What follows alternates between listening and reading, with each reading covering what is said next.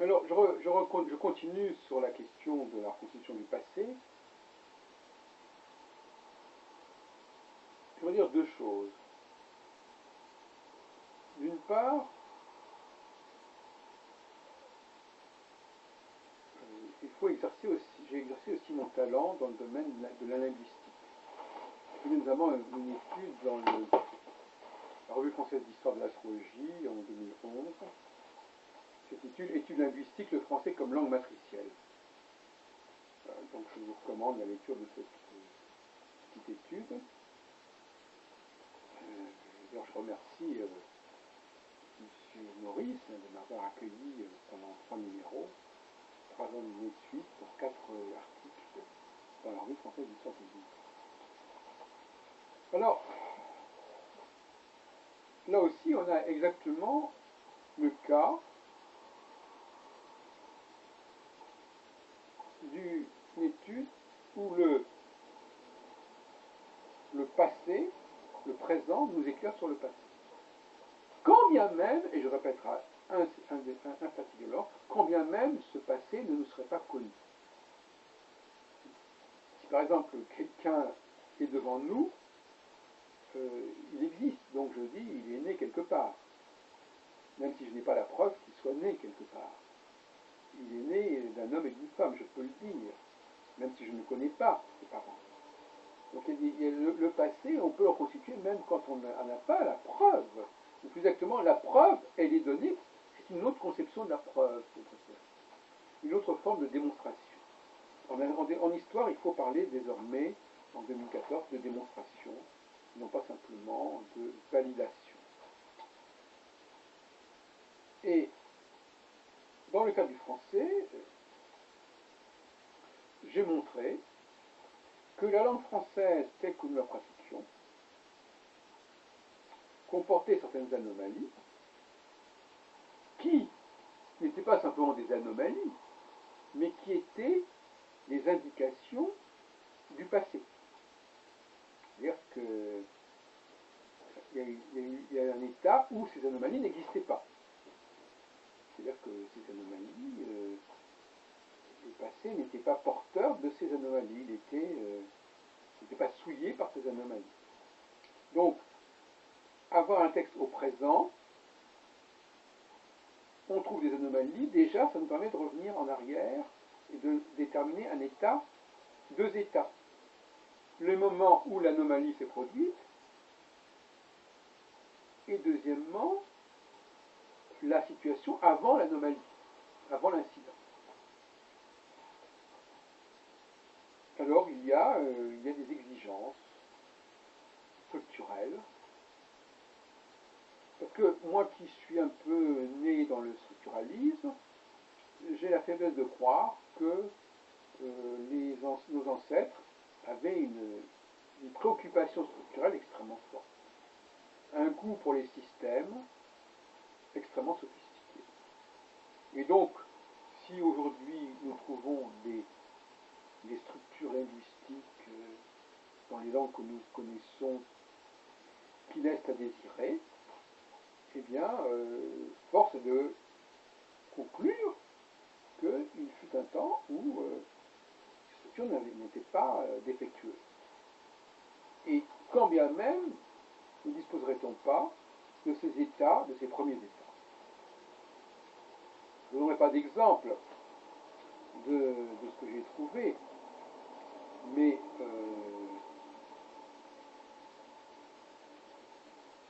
il est clair, par exemple, que, bon là je donne par exemple la liste d'un certain nombre de racines du français,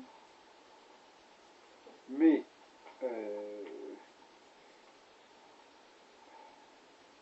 j'appelle ça des anomalies matricielles, mais je liste, je crois, 15 racines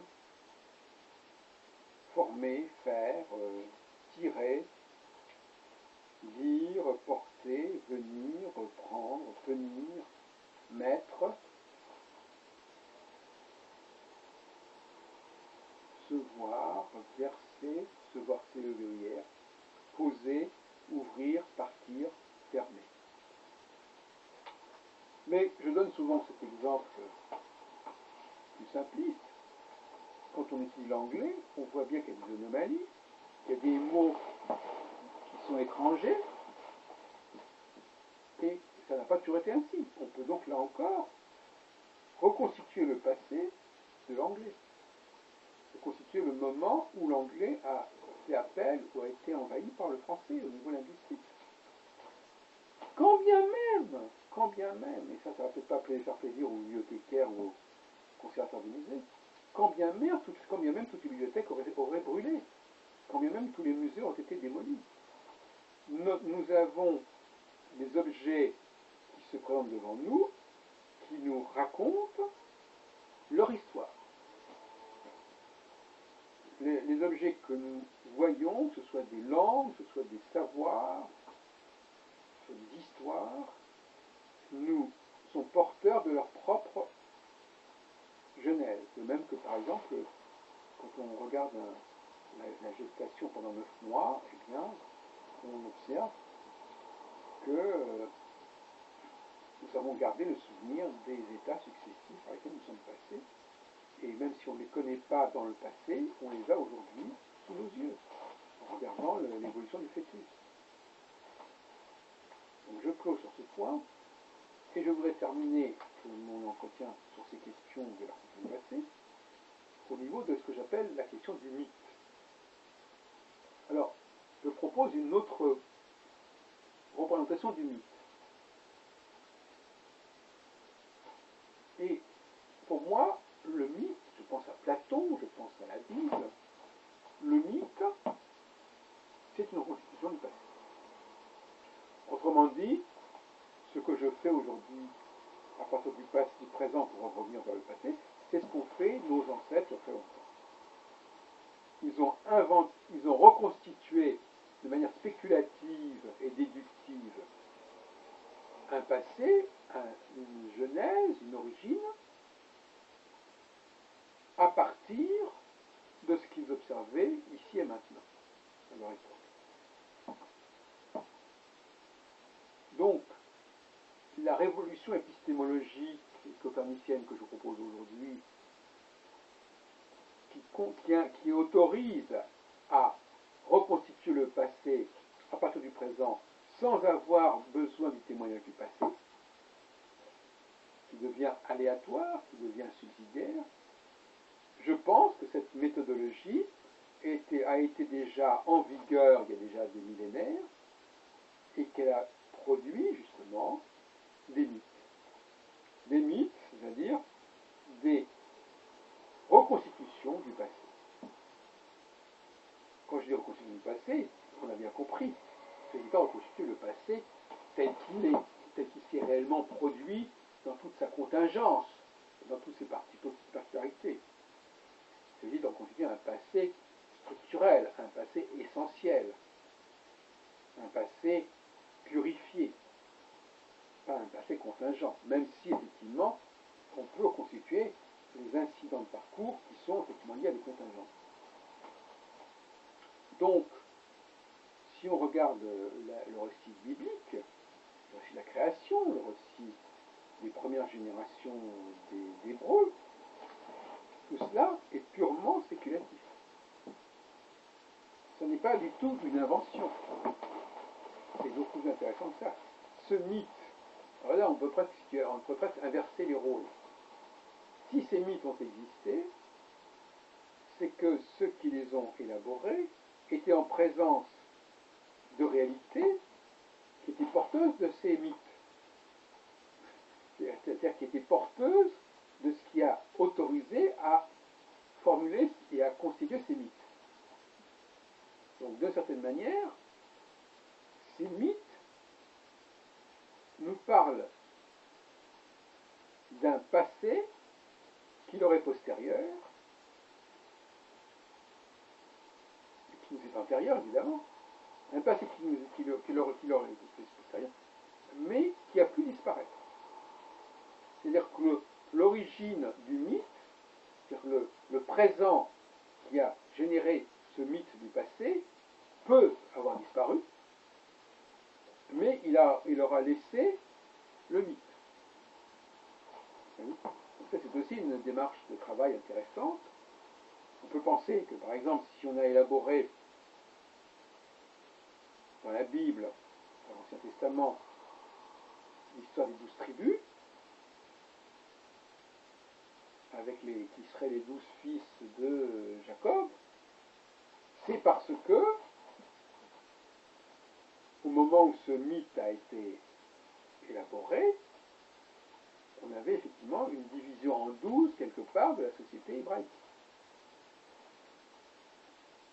Ou qu'il y avait des éléments, exactement, c'est tout pointu, qu'il y avait des éléments, en dépit du fait qu'il n'y avait peut-être pas de division en 12, qui laissaient penser qu'il y avait eu une division en 12. Oui, ça. En tout cas, il y avait un présent qui était porteur de ce mythe du 12, mais qui pouvait lui-même être déjà perturbé.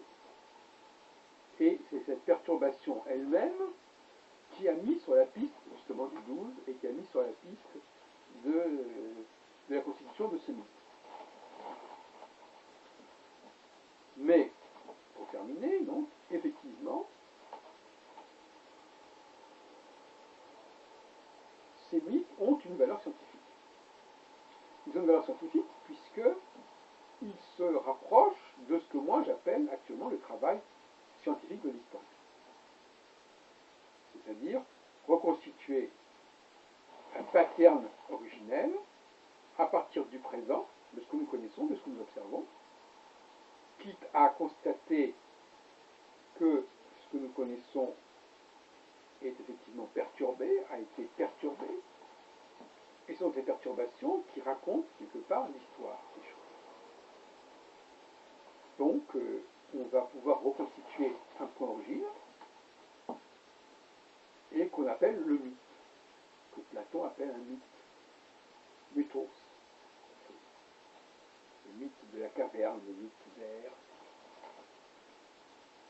Toutes ces expressions qu'on qualifie de mythes, en réalité, veulent dire ce que j'ai dit tout à l'heure, c'est-à-dire que ce sont des reconstitutions théoriques et spéculatives du passé, d'un passé qui ne nous est connu qu'à travers un présent qui lui-même est porteur de ce passé du fait même de ses incohérences et de ses manques structurels.